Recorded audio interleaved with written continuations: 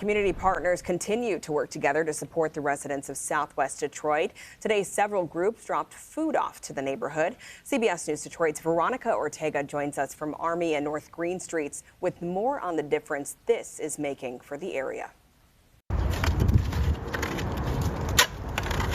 Cleanup efforts are still underway in Southwest Detroit. Homeowners digging their cars out of ice and mud and clearing out basements of debris.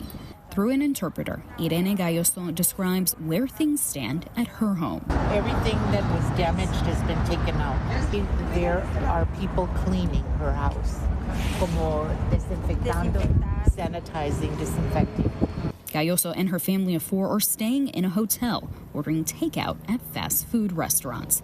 That's what brings them out to the food distribution at La Sed. She said they're so tired of going out and buying things like, she said this is good because they can warm it up in the microwave.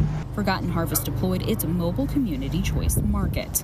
Instead of them going to a food pantry and being given a box of food, they're able to come here and shop for the items that they need specifically to meet their family's nutritional needs. Metro Food Rescue also dropped off pallets of food. Community partners all working together to support the residents of Southwest Detroit. This is only day 8, and we know that this is going to be something that is long into the future. So we don't just need help right now, we're going to need long-term help as well. As for Galloso, she says her family will likely be in the hotel for another 4 to 6 weeks, but they still visit their house every day. One of their big preoccupations is they go every day because they're afraid of looters. On top of their terrible traumas, they have to worry about that too. She says at least now they will have fresh food, bringing back the familiar feeling of a home-cooked meal.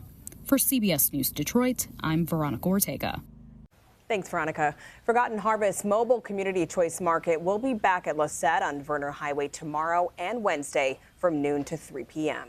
And residents impacted by the water main break can call the number on your screen to be connected to emergency resources throughout the city of Detroit.